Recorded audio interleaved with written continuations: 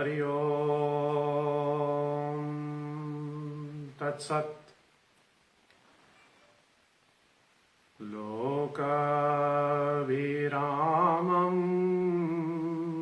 रणरङ्गधीरं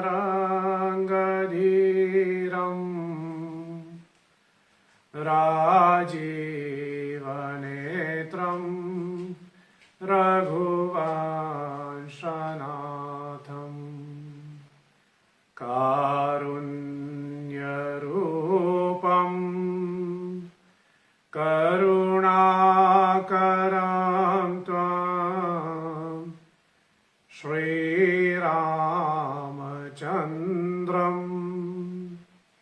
शरणं प्रपद्ये। मनोजवं मारुततुल्यवेगं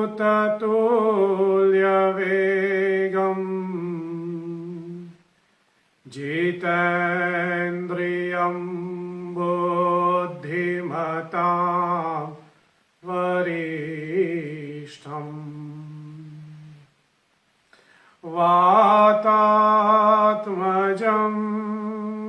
वानरयूथमुख्यम् श्रीरामदूतं शरणं प्रपद्ये। श्री श्री सीतारामचन्द्राय नमः। श्री गुरुभ्यो नमः।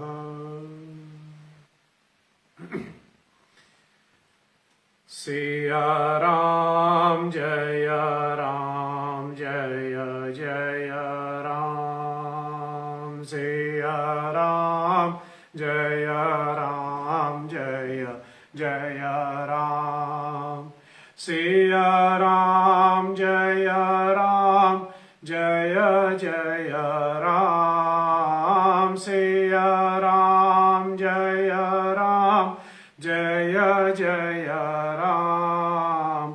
सिया राम जय राम जय जय राम। सिया राम जय राम जय जय राम।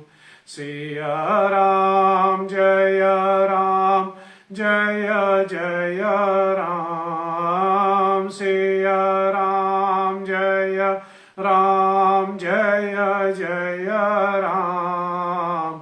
सिया राम जय राम जय जय राम।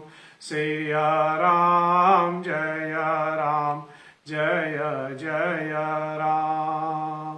रघुपति राघव राजा राम। रघुपति राघव राजा राम। रघुपति राघव राजा राम। रघुपति राघव राजा राम। पतित पावन सीता राम। पतित पावन सीता राम। पतित पावन सीता राम। पतित पावन सीता राम। पतित पावन सीता राम। पतित पावन सीता राम। सिया राम जय राम जय जय राम। सिया राम जय राम जय जय राम। सिया राम जय राम जय जय राम। सिया राम जय राम जय जय राम। हरे Krishna Krishna Krishna Krishna Hare Hare Hare Ram Ram Ram Hare Hare Hare Krishna Krishna Krishna Hare Hare Hare Ram Ram Ram Hare Hare Hare Krishna Krishna Krishna Hare Hare Hare Ram Ram Ram Hare Hare Hare Krishna Krishna Krishna Hare Hare Hare Ram Ram Ram Hare Hare Hare Krishna Krishna Krishna Hare Hare Hare Ram Ram Ram Hare Hare Hare Krishna Krishna Krishna Hare Hare Hare Ram Ram Ram Hare Hare Hare Krishna Krishna Krishna Hare Hare Hare Ram Ram Ram Hare Hare Hare Krishna Krishna Krishna Hare Hare Hare Ram Ram Ram Hare Hare Siya Ram Jaya Jaya Ram Siya Ram Jaya Jaya Ram Siya Ram Jaya Jaya Ram Siya Ram Jaya Jaya Ram Siya Ram Jaya Jaya Ram Siya Ram Jaya Jaya Ram Jaya Jaya Ram Jaya Jaya Ram Jaya Jaya Ram Shri Guru Charan Saroj Raj Nij Mana Mukur Sudhar Varanau Raghuvar Bimal Jas Jodayak Falachar Buddhihin Tanu Janike Sumiro Pavan Kumar Bala Buddhi Vidya Dehu Mohi Harahu Kalesha Vikar Siyavar Ramachandra Bhagavan Priya ho Ram Naam Bhagavan Priya ho Sadguru Bhagavan Priya ho Namaha Parvati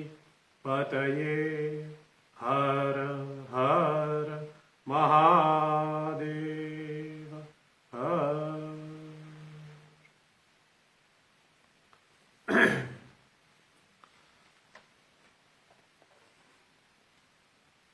मर्यादा पुरुषोत्तम भगवान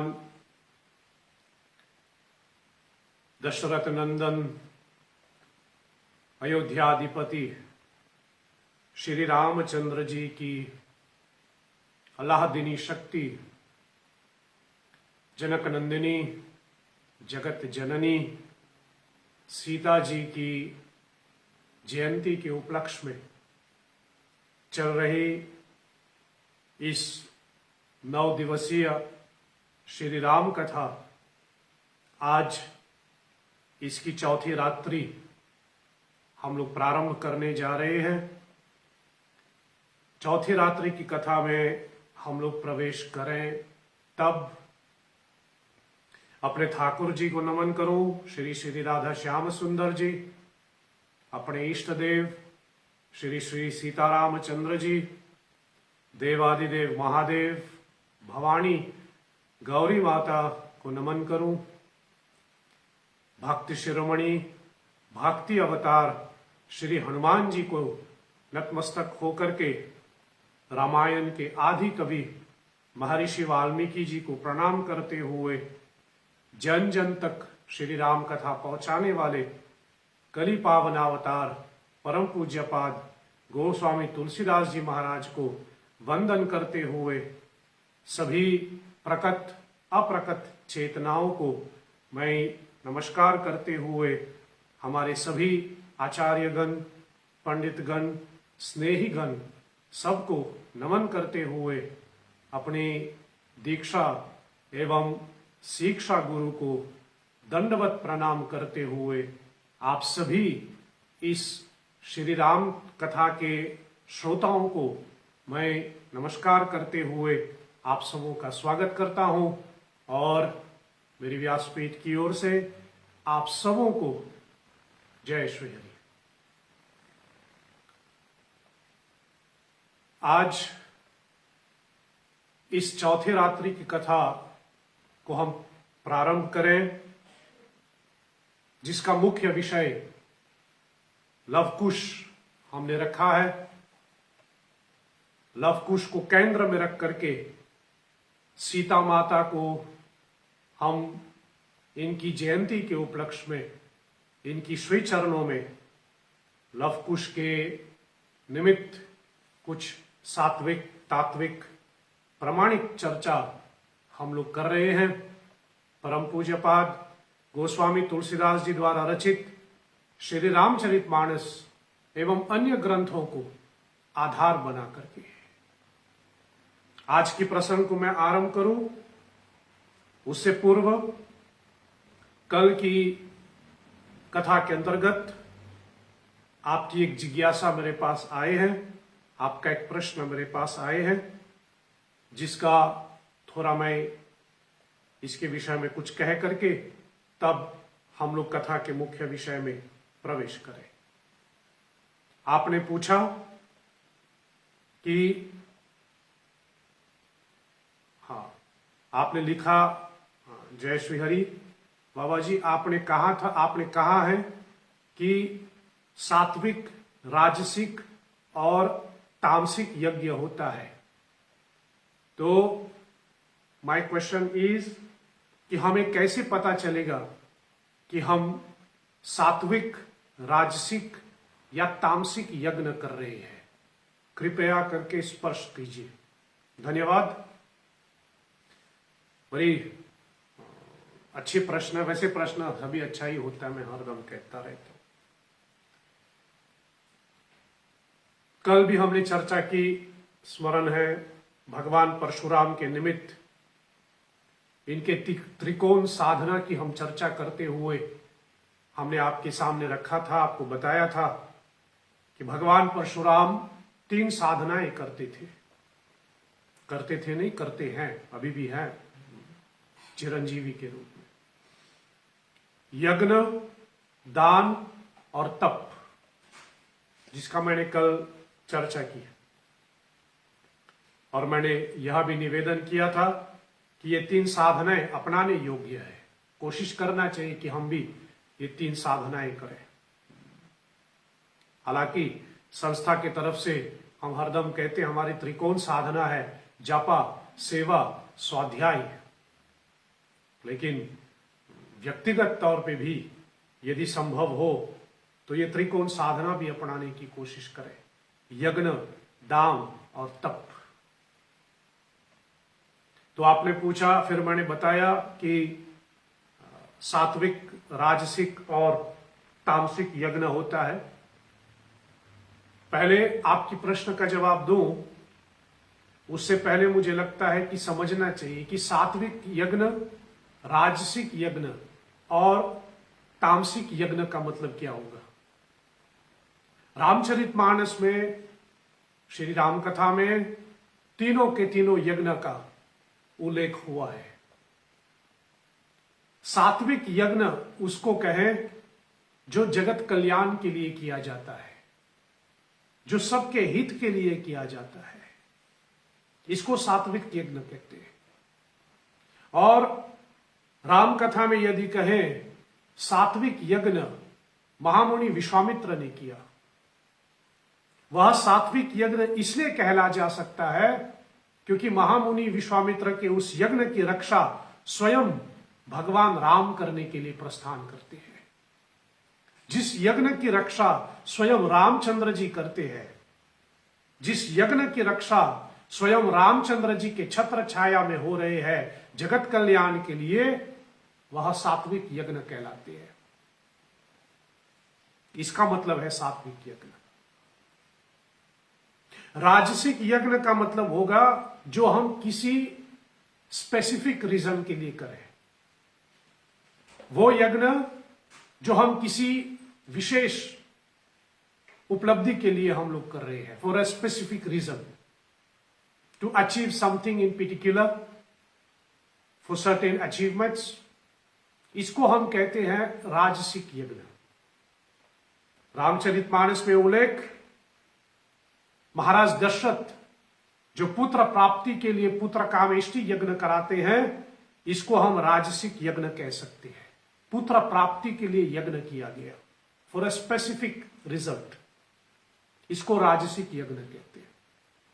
ज्यादातर आपके प्रश्न के जवाब में शायद मैं कहूं कि ज्यादातर हम लोग राजसिक यज्ञ करते हैं, यद्यपि सात्विक यज्ञ भी होता है, तामसिक यज्ञ भी होता है।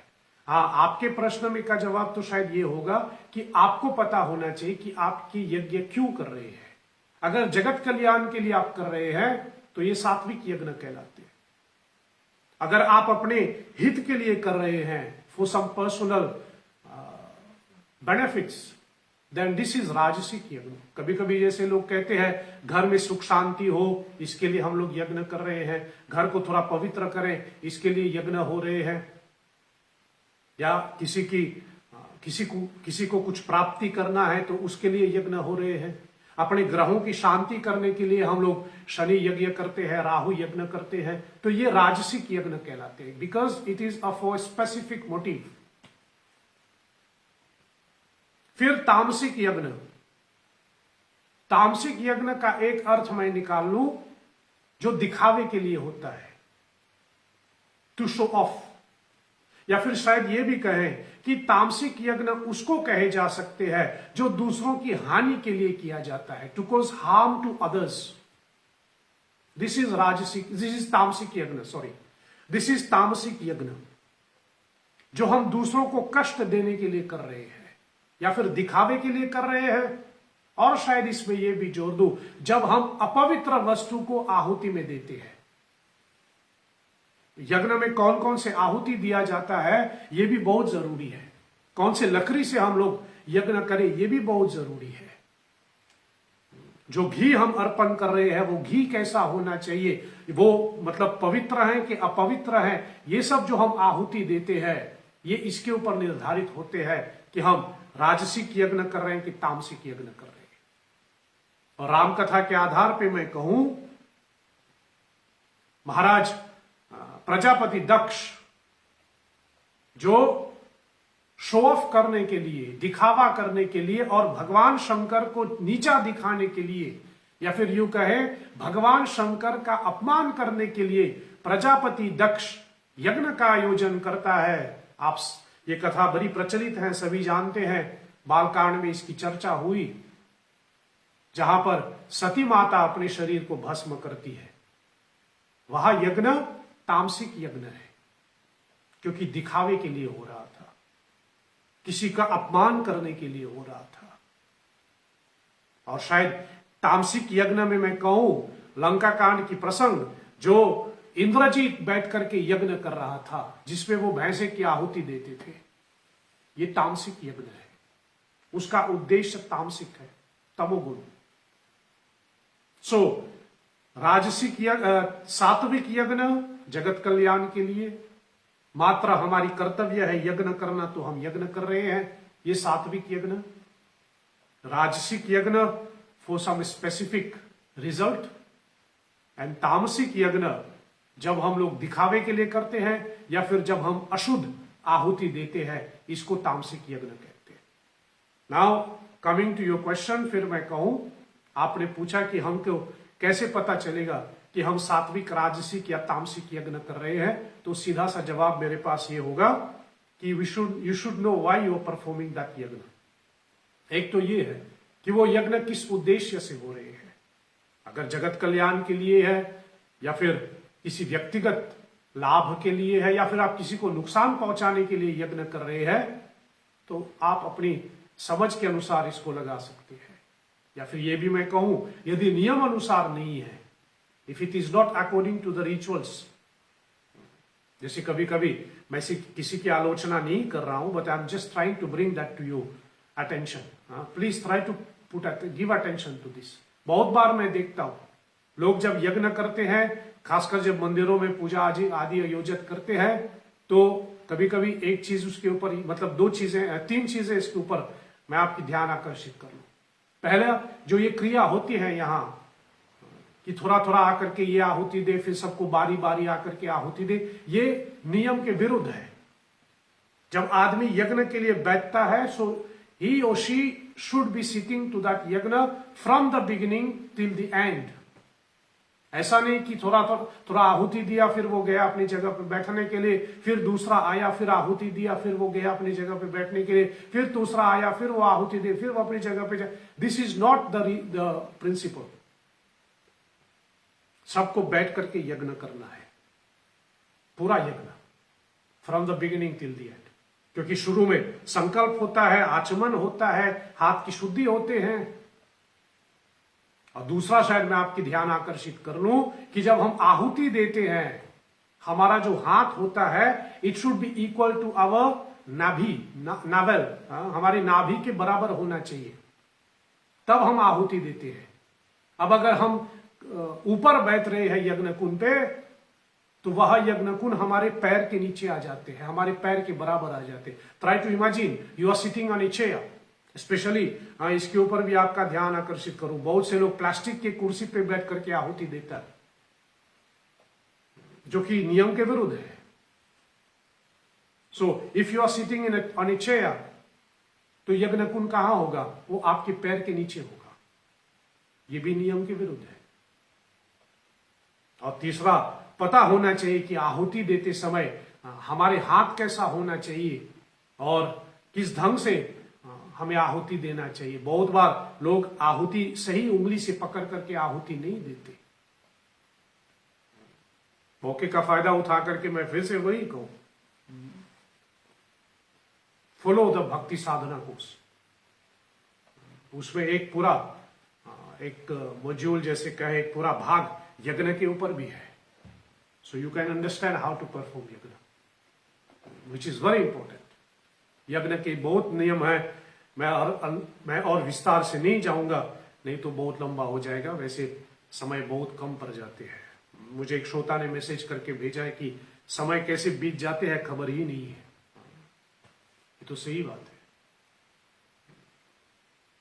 कभी कभी लोग से कहे कि 1 घंटा की कथा है कि 2 घंटा की कथा, 1 घंटा की कथा, लेकिन बैठने के लिए बैठ जाओगे, सुनने के लिए मन लगा करके सुनोगे, सुनाने वाले और सुनने वाला को खबर भी नहीं होता 1 घंटा कब बीत जाते हैं। इसलिए इसके अंदर नहीं जाऊंगा, लेकिन आपके प्रश्न का जवाब यह है कि हाउ डू वी नो, कैसे पता चलेगा कि हम लोग सात्विक, राजसिक या तामसिक यज्ञ कर रहे हैं? सीधा सा जवाब, इट डिपेंड्स कि आप किस उद्देश्य से वो यज्ञ कर रहे हैं। सो आई होप मैंने आपके प्रश्न का जवाब दिया। चलिए लव कुश प्रसंग में हम आगे बढ़ें और थोड़ी इसके अंदर हम चर्चा करें। उससे पूर्व सीता माता को हम नमन करें। आप अपने यहां से भी, जहां से भी सुन रहे हैं, सीता माता का ध्यान करें। सीता जी को हम नमस्कार करते हुए तब हम इस कथा के अंदर प्रवेश करें। उद्भव स्थिति संहार कारिणीं क्लेशहारिणीं सर्वश्रेयस्करीं सीतां नतोऽहं रामवल्लभा। जनक सुता जग जननी जानकी, अतिशय प्रिय करुणा निधान की। ताके जुग पद कमल मनावहु, जासु कृपा निर्मल मति पावहु। श्री श्री राम वल्लभाय नमः।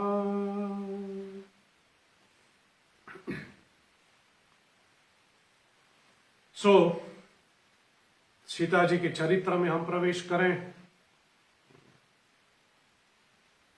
जनक सुता जग जननी जानकी, सीता माता का इंट्रोडक्शन देते हुए गोस्वामी तुलसीदास जी ने रामचरितमानस में पहली इंट्रोडक्शन सीता जी का दिया। जनक सुता जग जननी जानकी, पहले वो जनक सुता है। यद्यपि पिछले बार भी मैंने कहा भूमिजा, भूमि से उत्पन्न हुई, अवणिजा धरणी सुता, यह सीता का अर्थ है। और सीता का एक अर्थ होता है जो अपने ऊपर निर्भर रहने वाले व्यक्ति की, जैसे कहे, उसका कल्याण करे, इसको सीता कहते हैं। He who destroy all sorrows of her dependence, ये डिक्शनरी का मीनिंग है Sita. The one who destroy all sorrows of her dependence and cause the welfare of everyone, that is the meaning of Sita. एक अर्थ में, और कई भी अर्थ हो सकता है। और ध्यान देना, वाल्मीकि रामायण में सीता ही शब्द आया है। सिया शब्द तुलसीदास जी का प्रयोग है। रामचरितमानस में सिया शब्द का प्रयोग आया है। वाल्मीकि रामायण में सीता शब्द ही आया है। और यदि हम सीता या फिर सीताराम जी के नाम का मतलब, जैसे कहे राम और सीता, इन दोनों नामों के साथ यदि हम थोड़ा सा, जैसे कहे, थोड़ा सा खेल करें तो बहुत से अर्थ निकलता है। कहा जाता है कि श्री सीताराम जी का जो अवतार है, श्री सीताराम जी का जो अवतार है वह कृष्ण अवतार की भूमिका है। भूमिका माने इंट्रोडक्शन, भूमिका माने इंट्रोडक्शन, या to set the scene for Krishna avatar. Shri Sitaram ji का अवतार was to set the scene for Krishna avatar. Ramchandra जी को देख करके कितने भालू बंदर, कितने अयोध्यावासी के लोग, स्वयं कितने मिथिला के लोग ही रामचंद्र जी को इतना सुंदर देख करके मन में लालसा उत्पन्न होती कि काश हम भी स्त्री होते और हम राम को पति के रूप में पाते। कितने पुरुषों का ऐसा मन में विचार आया। तभी ये सारी वानर, ये सारी जितने अयोध्यावासी जितने हैं, सभी लोग कृष्ण अवतार में गोपी बन गए और कृष्ण को पति के रूप में पा लेते हैं। तो इसलिए सीताराम का जो, राम और सीता जी का जो अवतार है, it was to set the scene for Krishna avatar, to set the plot for Krishna avatar. एक महापुरुष तो ये भी कहते हैं, राम और सीता, यदि राम का र आप ले ले, राम आप जानते हैं कैसे लिखते, र आ म, उसमें र आ ले लीजिए, रा, और सीता का जो पहला अक्षर है स, रा और स बन जाते हैं रास। रास माने, रास जो है वह राधा कृष्ण के अवतार का आधार है, जैसे कहे। तो रास शब्द जो है, रास शब्द जो है वह रा माने राम, राम का रा, और स माने सीता का स। तो राम और सीता रास का आधार है। ये मत समझना रास मतलब रासलीला, जैसे हम लोग कहे रासलीला माने केवल राधा कृष्ण करते हैं, नहीं। रासलीला सीताराम ने शुरू की।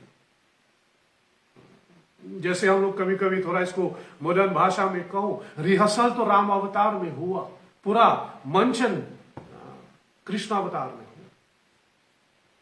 रास का रिहर्सल, जैसे मैंने कहा, रास का रिहर्सल वो तो कृष्ण अवतार में हुए,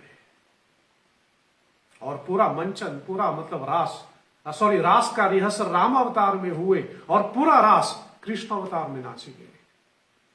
मॉडर्न लैंग्वेज में कहूं तो शायद ये भी कहूं, रास का जो थ्रिलर है वो राम अवतार में है और पूरा पिक्चर कृष्ण अवतार में दिखता है।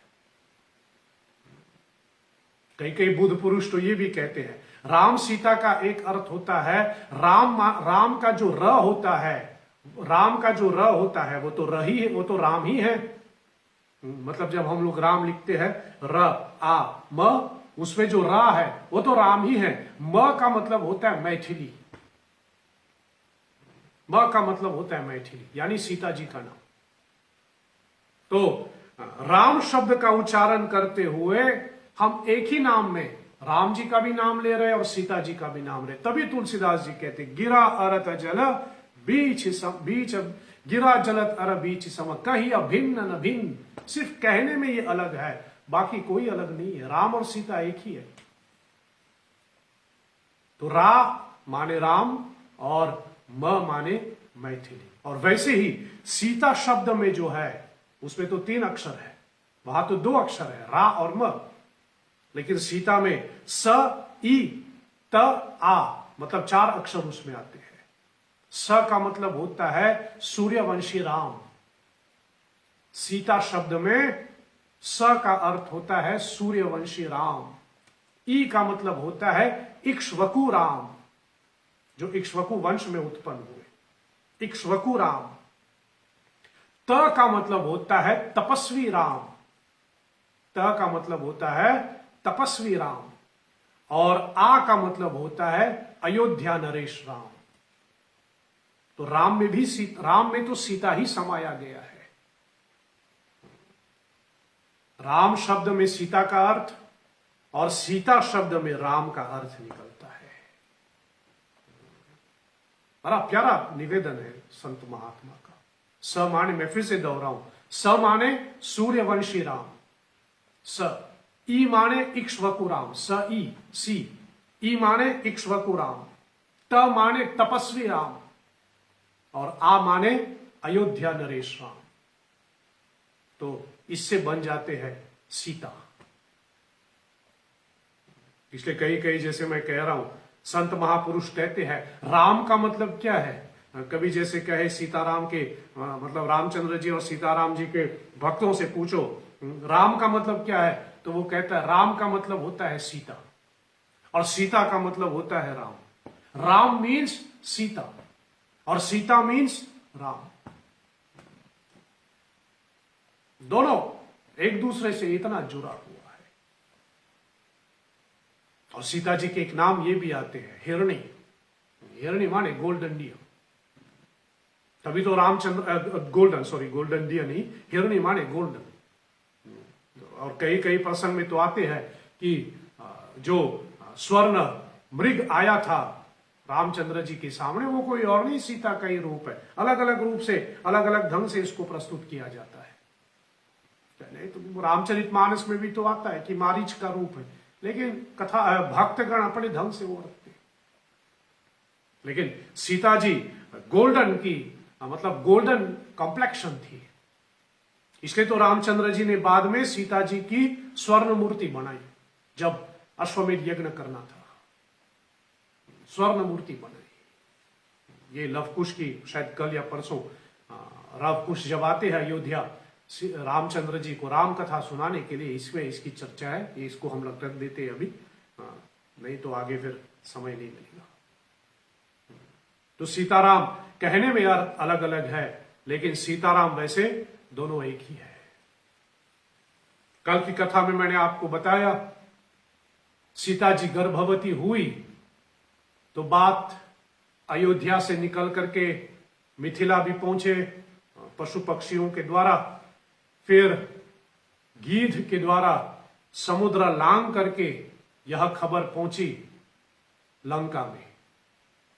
और लंका के अधिपति महाराज विभीषण बहुत प्रसन्न हुई जब सुना कि सीता माता गर्भवती है। लेकिन शूर्पणखा को अच्छा नहीं लगा। शूर्पणखा का उसके मन में ये भावना क्यों, इसके ऊपर थोड़ी हम चर्चा करें, कथा को आगे बढ़ाऊं। लेकिन उससे पूर्व आप सभी जानते हैं कथा का क्रम क्या है। चलिए चौपायों का एक बार फिर हम लोग पाठ करें। बालकांड की दोहा 230, 230 from Balkand and doha number 25 from Uttarkand. सो ये दो चौपाई, इसका हम लोग थोड़ा पाठ करें, फिर हम आगे की कथा आपको सुनाएं। ये चौपाई आपके पास होगा, Facebook page of Shri Hari सेवा संस्था, इसके ऊपर पोस्ट किया गया था ये चौपाई। सो वहां से आप निकाल सकते हैं, नहीं तो आप रामचरितमानस में ही देख करके आप बोले, नहीं तो जिनको कंठस्थ हो गया तो आप साथ में बोले। आप जहां से भी ये कथा सुन रहे हैं, मैं निवेदन करूं कि अपने मन, वाणी और वातावरण को पवित्र करने हेतु चलिए इन दो चौपाइयों का हम लोग साथ मिल करके, यद्यपि मेरी आवाज शायद आप तक इसके माध्यम से तो पहुंच ही रहे हैं, इस लाइव के माध्यम से तो पहुंच ही रहे हैं, आपकी आवाज शायद फिजिकली जैसे कहे मुझ तक तो नहीं पहुंच रहे हैं, लेकिन यद्यपि आप जिसके लिए गा रहे हैं श्री सीतारामचंद्र जी तक, वह तो अवश्य ही पहुंचेगा। इसलिए आप सभी साथ मिल करके जहां से भी ये कथा सुनो, मैं निवेदन करूं भी, कभी कभी जैसे मैं कहता रहता हूं, समय के डिफरेंसेस की वजह से कभी कभी कुछ एक दो हमारे श्रोता जो मॉरिशस से नहीं है, वो दूसरे समय में ये कथा सुनते हैं, ये कथा देखते हैं बाद में। ये वैसे भी ये कथा पूरी हो जाते हैं तो दूसरे दिन श्री हरि सेवा संस्था के द्वारा, श्री हरि सेवा संस्था के यूट्यूब चैनल श्री हरि सत्संग के ऊपर इसको पोस्ट किया जाता है और लोग यूट्यूब चैनल के द्वारा भी इसको देखते रहते हैं। लेकिन कभी भी आप ये कथा देखें, कभी भी आप ये कथा सुने, जब चौपायों को गाने का समय आता है, चौपायों का पाठ करने का समय आता है, तो मैं आपसे निवेदन करूं आप साथ में पाठ करें, थोड़ा गा लें। चौपायों को गाने में एक तो बहुत लाभ ही होता है, दूसरा उसमें बहुत हमको फायदा भी तो होता ही है। बाकी यही हमारा एक चरावा हो सकता है श्री रामचंद्र जी को। तभी तो हम ये सीता नवरात्रि में आपसे निवेदन किया हुआ है कि एक एक चौपाई आप लिख करके भेजिए। बहुत अद्भुत चल रही है, बहुत सुंदर सुंदर चौपाए। और मुझे शायद ये भी जोड़ना पड़ेगा, कुछ हमारे श्रोता तो बहुत अच्छे भी हैं, मतलब सभी तो अच्छा ही है, लेकिन कुछ एक दो श्रोता तो शायद विशेष भी है। मानस की चौपाई तो देते ही हैं, लेकिन अब तो एक तो शायद मैंने पढ़ा भी था, दोहावली की चौपाई भी लिखी, दोहावली की दोहा भी लिखे गए, तुलसी की दोहावली। अच्छी बात है। तो चौपाइयों को गाने में बहुत लाभ आते हैं। सो प्लीज आप इन चौपाइयों को गाइए हमारे साथ, आपके पास आ गई होगी तो आप साथ में गाएं, और इन दो चौपाइयों का पाठ करके फिर आज के प्रसंग को हम थोड़ा और आगे बढ़ाएं। सिया रघुवर जी की गाथा, शुभ गाथा गाए। सिया रघुवर जी की गाथा, शुभ गाथा गाए।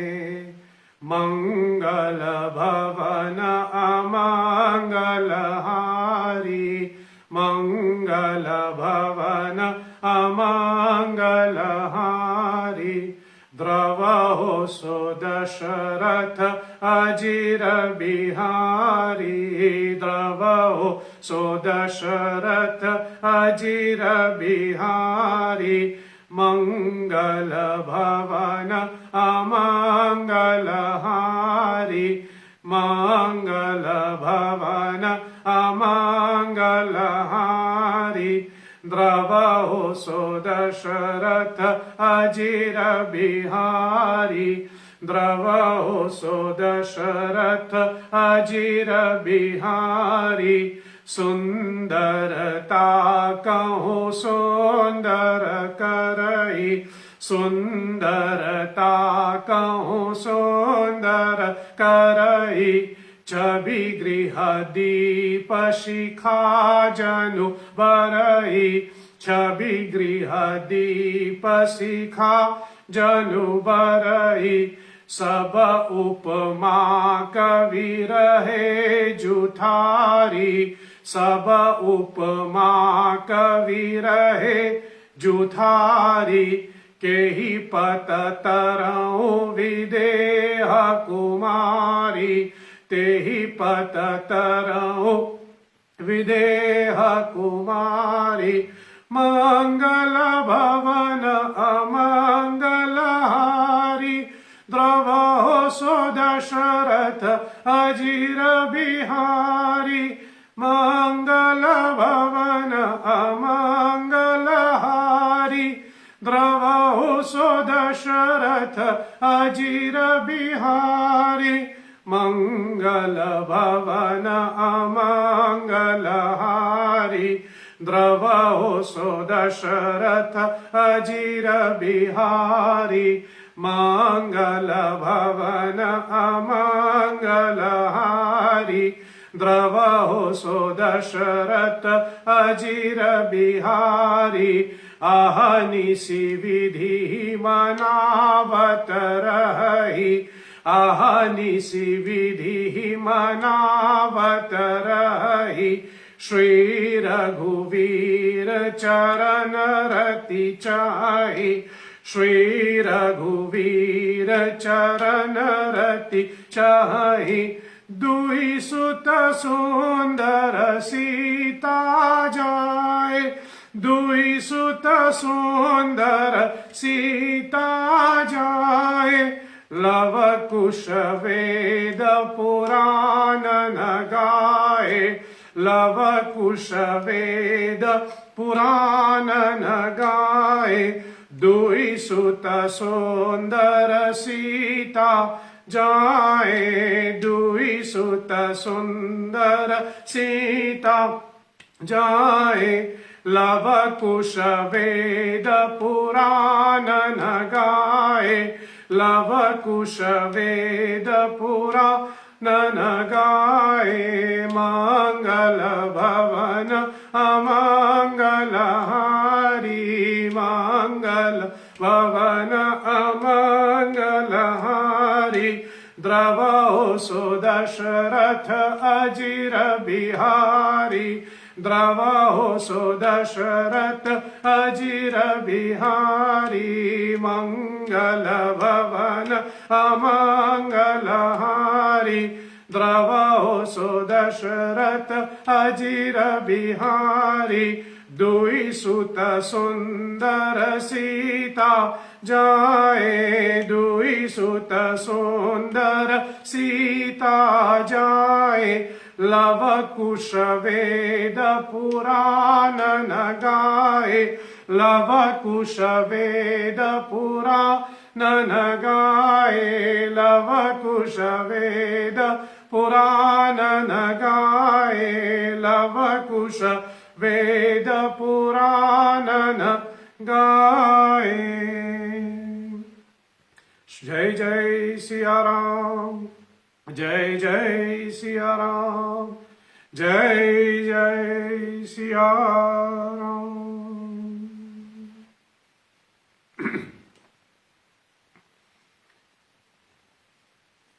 तो शूर्पणखा वह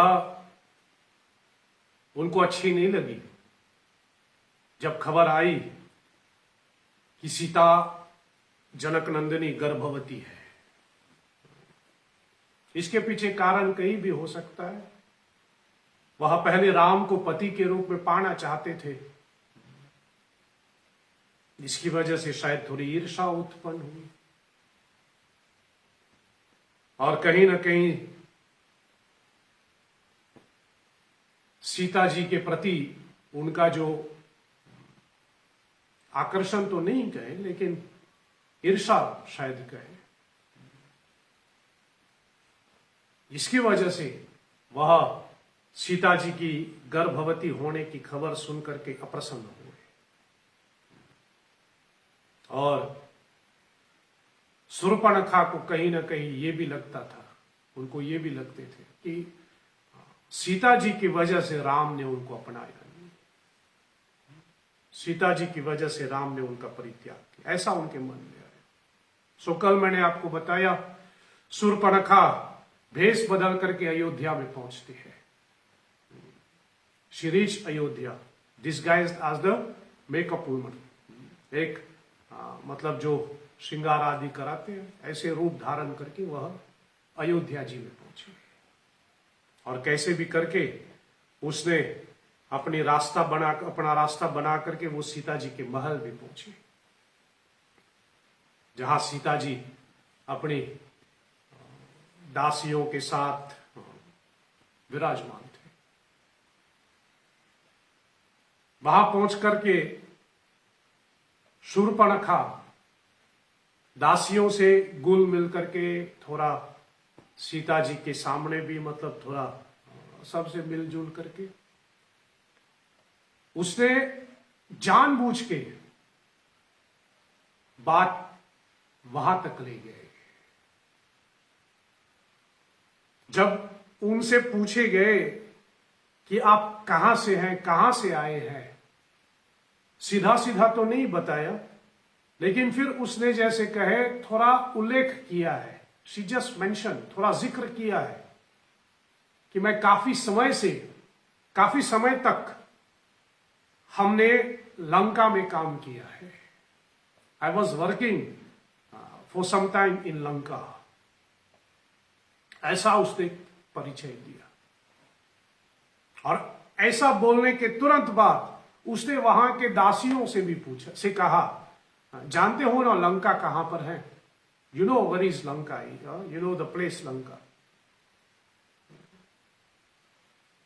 और जब दासियों से जब दासियों के सामने उसने ऐसी बात रखे कि मैं काफी समय से लंका में रहती थी, और ऐसे जानबूझ के पूछे कि लंका आप जानते हैं ना, लंका कहां पर है? कभी कभी आदमी प्रश्न पूछा, मैंने इसके ऊपर भी पहले बोला है, निवेदन किया है, आप जानते ही है। प्रश्न पूछने का मतलब जैसे कहे, there are 3 reason for asking a question. At times first we ask a question genuinely because we want an answer, जिज्ञासा जिसको हम कहें। जैसे अर्जुन कृष्ण से प्रश्न करते हैं भागवत गीता, पार्वती माता भगवान शंकर से प्रश्न पूछती है, भरद्वाज मुनि याज्ञवल्लभ महाराज से प्रश्न पूछते हैं। This is genuinely when you want to have an answer, जिज्ञासा आप करते हैं।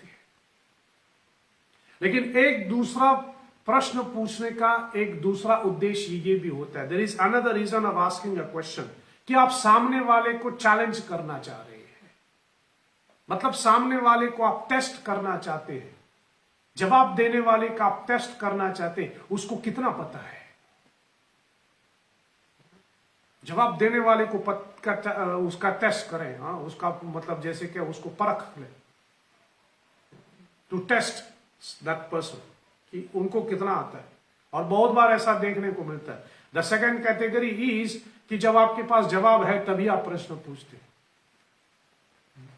ताकि जवाब देने वाले को तो आप पता कर सकते हैं कि does he know the right answer और नॉट, या फिर अगर उसने सही जवाब भी दिया है तो ऐसे व्यक्ति फिर अपने ज्ञान का प्रदर्शन भी करता है। This is the second reason. और तीसरा रीजन शायद मैं कहूं प्रश्न पूछने का, कि आप स्वयं उस प्रश्न से एक फूट पैदा करना चाहते हैं। You want to create some trouble by asking a question, मतलब बात बात पे विरोध करना जैसे कि। यहां शूर्पणखा जब पूछती है, जानते हो ना लंका कहां है, the objective behind asking this, Shurpanakha एक फूट पैदा करना चाह रही थी। She wanted to create some trouble. और बात निशाने पे भी पहुंचे जैसे मैं कहूं। और जब शूर्पणखा ने, याद रखें शूर्पणखा उस समय भेष बदल के आई थी अयोध्या जी में। सो जब शूर्पणखा ने पूछा, शूर्पणखा पूछी कि you know where is Lanka ना, तो उसमें से एक दासी ने जवाब दिया, हाँ यस वी नो, हाँ पता है, वो सोने वाला लंका ना, स्वर्ण लंका, जिसमें कभी अति सुंदर, वेरी हैंडसम महाराज रावण राज्य करते थे। वे once live the most handsome king, महाराज रावण बहुत दिखने में बहुत सुंदर था। देखो यहां भी सुंदर शब्द आ गया। और आपकी चौपाई आ रही है सुंदर नाम से। सो महाराज रावण वॉज वेरी हैंडसम। ये तो बार बार मैं कहता रहता हूं, ये तो चित्रों ने, मतलब पिक्चर्स ने या फिल्मों ने इनको थोड़ा बदनाम कर दिया, नहीं तो रावण देखने में बहुत सुंदर थे। जिसके घर राम गया वो बदसूरत कैसे हो सकता है। खैर, सो दासी ने कहा, yes we know about Lanka. एक तो स्वर्ण लंका, दूसरा वो कहे जिसमें वही हैंडसम महाराज रावण रहते थे। फिर जब एक ने ऐसा प्रश्न कहा, हाँ yes I know about Lanka, the golden Lanka, whose king was very handsome Ravan, तो एक दूसरी दासी ने तुरंत प्रश्न उठाए, कितने सुंदर थे वो। कभी कभी लड़कियों के बीच में ऐसी, जिसको हम लोग कभी कभी कहते ना, द गर्ली टॉक्स, आप आपस में जब लड़कियां ही मिलकर के बात करते हैं तो they allow themselves to say anything, खासकर जब लड़के के बारे में बात किया जा रहा है। उसी प्रकार जब लड़कों के बीच में किसी लड़की के बारे में बोला जा रहा है जिसमें सिर्फ लड़का ही खड़ा है उस झुंड में, so they allow themselves to say anything. तो उस समय सिर्फ सीता जी थे और सिर्फ दासियां थी, only the ladies were there. तो ऐसा किसी ने गर्ली टॉक्स जैसे कहे, पूछा कि कितना सुंदर है रावण, कितने सुंदर थे। तुरंत उस समय शूर्पणखा ने बात पकड़ ली और तुरंत शूर्पणखा ने वार कर दी, शब्दों का वार। कौन सा वार? जब किसी ने कहा कि रावण कितने सुंदर थे, तो शूर्पणखा ने तुरंत जवाब देकर के कहा, रावण कितने सुंदर थे, ये हम में से सबसे अच्छा, सबसे बेहतर यदि कोई जानता है, कोई जानती है, तो वो सीता जी है। सीता जी है। None would know him better than your queen. आपकी रानी सीता, रावण कितने सुंदर है ये तो सीता ही बता सकती है। एक साल जो उसके घर पे रहे, एक साल जो उसके महल में रहे, वो तो वहां रह करके आई है। और दासियों की जैसे कहे द क्यूरियोसिटी अमंग द, वहां की जो लेडीज था, उसकी जो क्यूरियोसिटी था वो और बढ़ गया। और सब अब उत्सुक है जानने के लिए कि सीता कि महाराज रावण कितने सुंदर है और सीता जी उसको कितने अच्छी तरह से जानते हैं। इसी को षड्यंत्र कहते हैं। This is what is called षड्यंत्र, कॉन्स्पिरेसी, जो शूर्पणखा करने के लिए वहां पहुंचे। और निवेदन करें हम आपसे कि ना, षड्यंत्र किसी के प्रति कभी never try to do any kind of conspiracy against someone. कभी किसी के प्रति कोई षड्यंत्र मत करना। और यदि कोई षड्यंत्र कर भी रहे हैं तो उसमें हिस्सा मत बनना। षड्यंत्र का मतलब, षड्यंत्र जिसको हम कहते हैं, षड्यंत्र माने, षड्यंत्र का मतलब क्या होता है? षड्यंत्र का मतलब होता है सोच समझकर किए जाने वाला कोई ऐसी योजना, वेल प्लान्ड सिचुएशन, इसको षड्यंत्र कहते हैं, वेल प्लान्ड सिचुएशन। और पूज्य संत बापू कहते हैं षड्यंत्र के 6 लक्षण होते हैं। देयर आर 6 कैरेक्टरिस्टिक्स, या फिर 6 ऐसे तरीके होते हैं जिसमें हम षड्यंत्र रचाते हैं, जिसमें लोग षड्यंत्र रचाते हैं। षड्यंत्र का पहला लक्षण होता है गॉसिप, जिसको यहां की भाषा में लोग कहते हैं ना, पालाप, गॉसिप करना, किसी के बारे, जैसे हम लोग कहते हैं निंदा चुगली करना। ये षड्यंत्र का एक तरीका है। यहां की बात लेकर के वहां पहुंचाने, वहां की बात यहां ले आए, फलाना की बात उसके घर पे, उसके घर इसके घर की बात ले आए, इसको षड्यंत्र कहते हैं। ये षड्यंत्र का पहला लक्षण है। षड्यंत्र का दूसरा लक्षण है to manipulate the people's opinion. इसमें कभी कभी जैसे कहे, दुर्भाग्य से ऐसा बोलना पड़ता है, जो आदमी सत्ता में है, those who are in power, या फिर जिनके पास बहुत धन होते हैं, ये ज्यादातर ऐसे लोग ये षड्यंत्र रचाते रहते हैं। They always try to manipulate the people's opinion. कुछ हद तक मैं कहूं यहां शूर्पणखा वही करने आए हैं. She wanted to manipulate the opinion of the ladies in Ayodhya against Sita माता. इसलिए उसने ये षड्यंत्र रचाई कि सीता ही जानते हैं रावण कितने आकर्षित थे, कितने सुंदर थे. सो एक षड्यंत्र का एक दूसरा अर्थ, दूसरा तरीका हो सकता है when we try to manipulate the people's opinion. षड्यंत्र का तीसरा लक्षण यह होता है कि हम सत्य को जानते हुए भी उसको स्वीकार नहीं करते. Despite knowing the truth, we don't accept. This is another form of षड्यंत्र. This is another form of षड्यंत्र. और चौथा लक्षण शायद मैं कहूं, जैसे पूज्य बापू बताते हैं, षड्यंत्र का चौथा लक्षण यह है कि जो गलत है उसको बार बार दोहराएं. कीप रिपीटिंग द फॉल्स, ताकि वो आखिर में लोगों को लगता है कि ये सत्य ही है.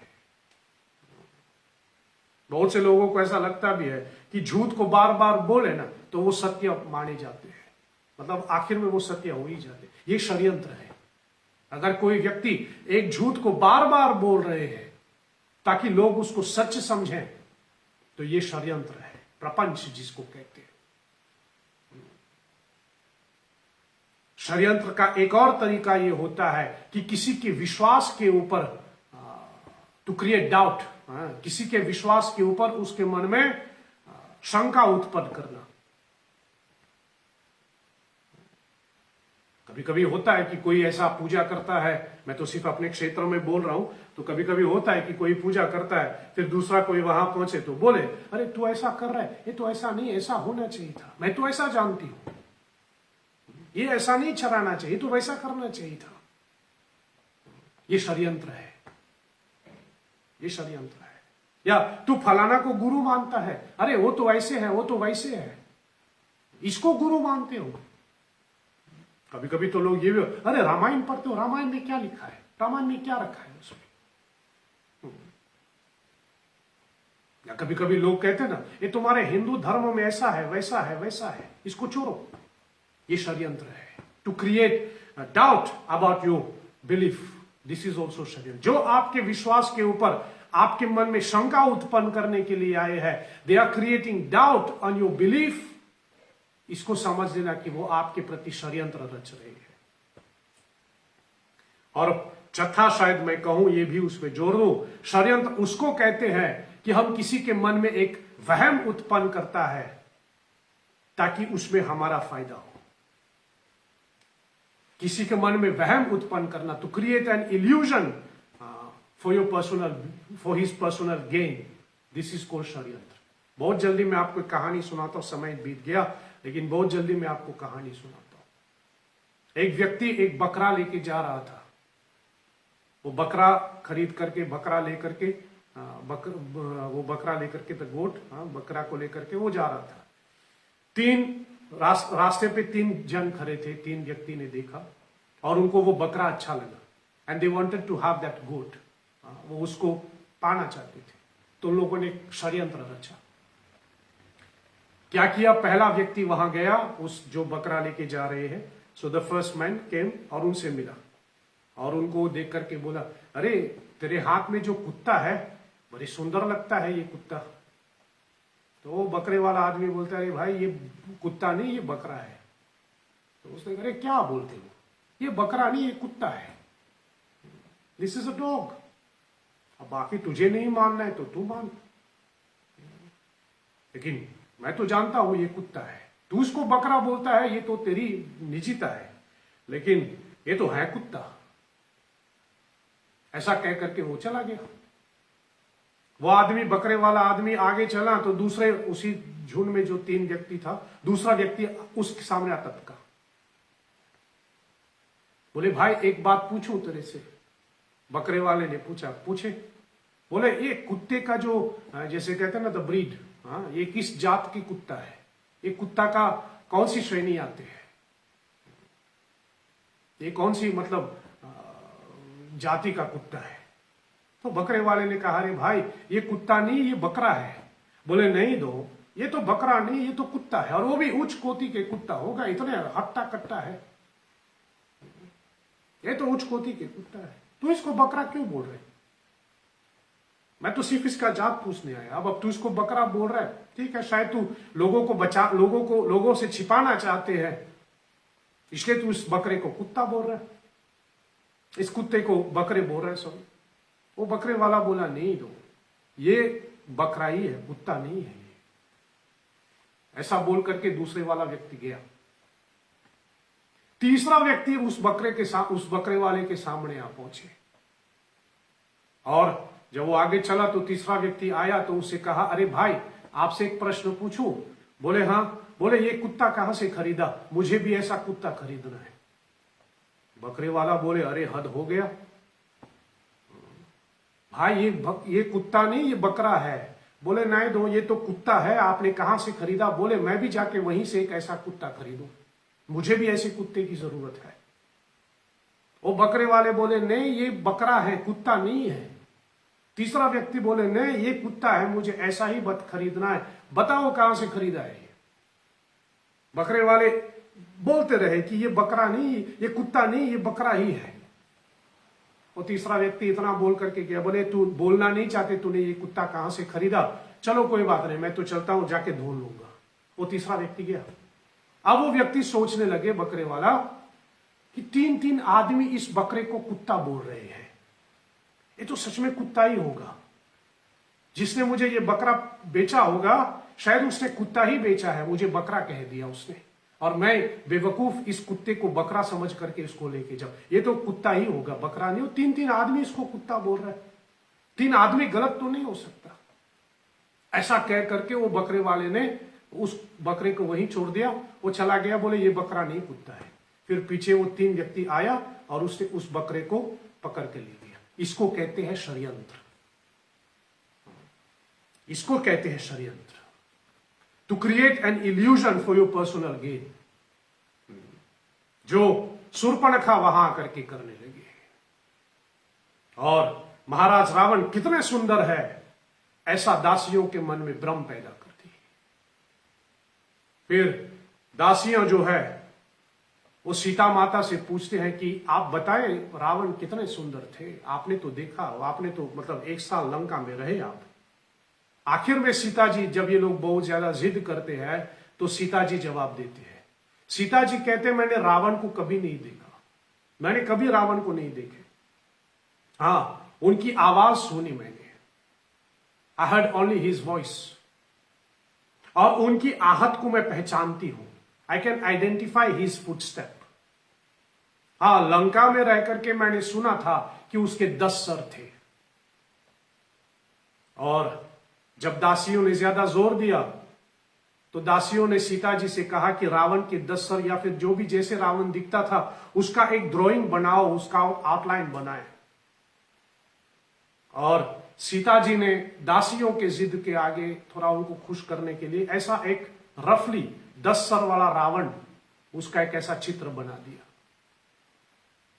और जिसको देख करके दासियां मजाक उड़ाने लगे रावण का आदि आदि। और शूर्पणखा को अच्छा नहीं लगा कि कोई इनके भाई का, वो भी जैसे कहे मरे हुए भाई का कोई मजाक उड़ा रहे हैं। बात तो वही समाप्त हो गई, लेकिन शूर्पणखा जैसे कहे वहां से अग्नि प्रज्वलित कर देता है और पूछने लगे कि सीता जी को रावण के बारे में इतने बारीकी से कैसे पता चला?